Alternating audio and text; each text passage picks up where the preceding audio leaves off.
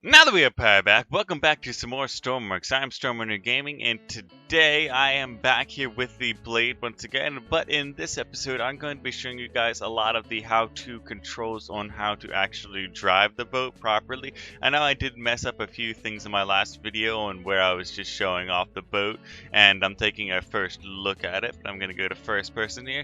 And of course, on the front, if you are doing survival or you have to carry cargo or anything, we do have a couple magnets to take control of that, as well as a spotlight button here that will open up. We also do have a control for the spotlight from the main control room up there, but also make sure if you're out in heavy weather that you have this sealed state button on.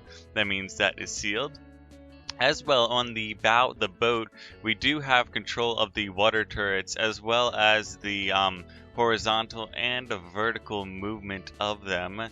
So whenever you need to fight any fires around, you have to come down to the bow and control it from here. I'm going to turn those off. And as we go back here, we have fuel connections for jet fuel on our right and diesel fuel on our left. And we can of course use the release button to release anything we've connected to there as well.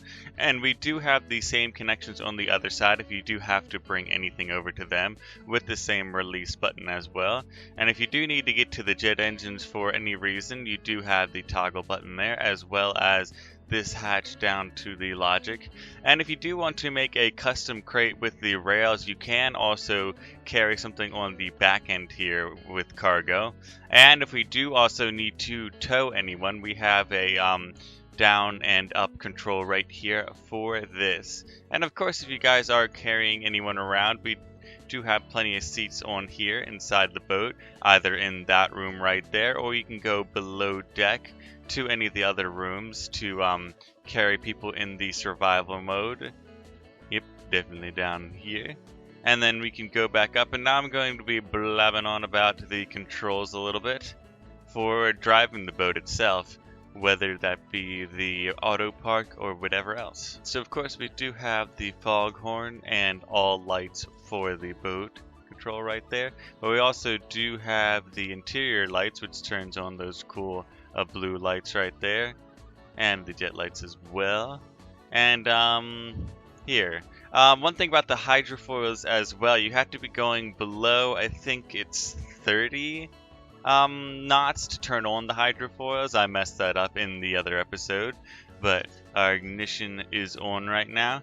And right now we're going to turn on our electric engines, and those are going to come out from under the hull, and we can control that with our WASD controls to move us around. It isn't very fast, and it does take a lot of power, so use it sparingly is what I'm trying to say. Don't use them too much or those batteries will drain very quickly. But we can also put a cruise control for the electric engines to keep us going.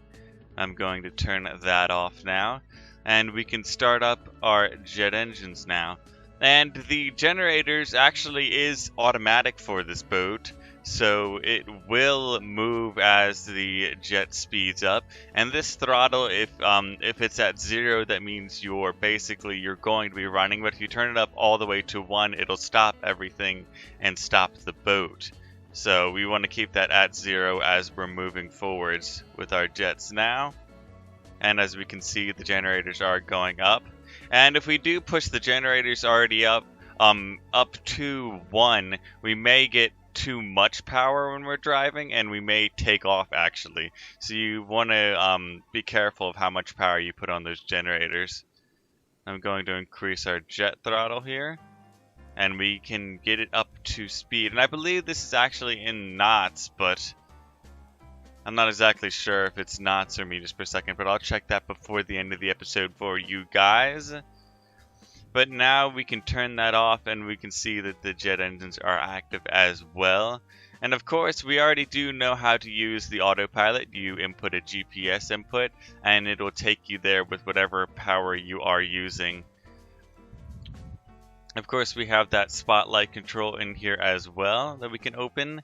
And the diesel generators, all you have to do is press that button to start them up. These throttle levers have nothing to do with those diesel generators. But we can actually turn on our hydrofoil here. And I want to show you another cool feature as well.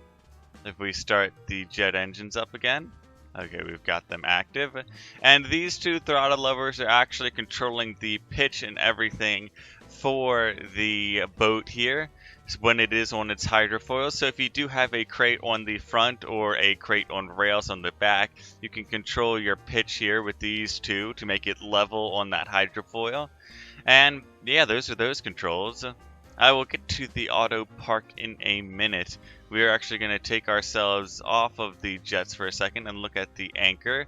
Yeah, basically all we have to do is bring the anchor up or down, and once it hits the ground, it should connect you with the connector on the end of that, so you are anchored there. And that is how you use the anchor. Of course, we do have the side locks here that you can open and close, and the water turrets, and of course your water turret controls are on the front of the boat. And we do have a couple extra buttons here. Fluid pumps are on, top connectors, spotlight auto control. Alright. Fluid pumps we want to be on. We can turn our top connectors on or off. And the height control override, basically when we do turn our jet RPS generators and everything up to max speed and we go on the hydrofoils, or even if we're not on the hydrofoils, the boat can actually lift up and we'll get the takeoff override and it'll turn off the engines. But if we flip this control right here, that logic will not kick in and the override will not turn off the jets and stuff, so you'll constantly go flying. So if you do want it to go flying, you can turn that off.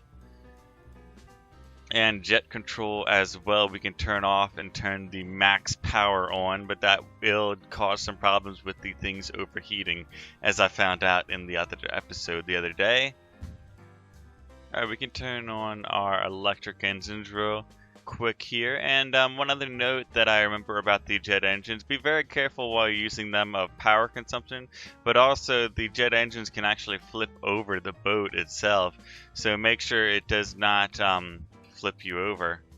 But we're going to come into dock right here, and we should be able to, I know we have to turn on the side locks I believe, so we can lock to an edge there, and then all we need to do is turn on auto park and it should bring us in here and park on the left, I believe, or is it the right? It should be sensing around itself now and parking.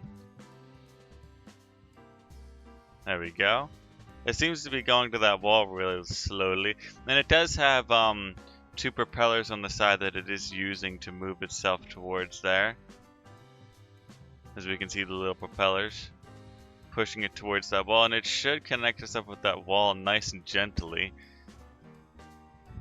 And one thing that I did forget real quick, if we are backing into the parking spot, we have to use the auto park with stern, not this button over here, but this button, and auto park with right side as well, if we're coming in on the other side. Actually, I might have needed to use that button for where I was. It looks like, I don't know what's happening with it. It's trying to connect, but it's a bit, yeah. Okay, we'll turn that off now. It should be parked. It looks good. But yeah, that was my guide for the Blade, how to control it, drive it, and such. Of course, like I said before, if I did mess up anything or forgot anything in the control side, look down in the comments down below for me to correct myself. And yeah, if you guys have any comments or any other ships you want me to review, leave a comment down below. But yeah, that is about all the time I do have for Stormworks today. So if you guys did like this video, please leave a like and consider subscribing to the channel to stay up with Stormworks and more of my content. But I've never been great at goodbyes. My people need me, and I need to go.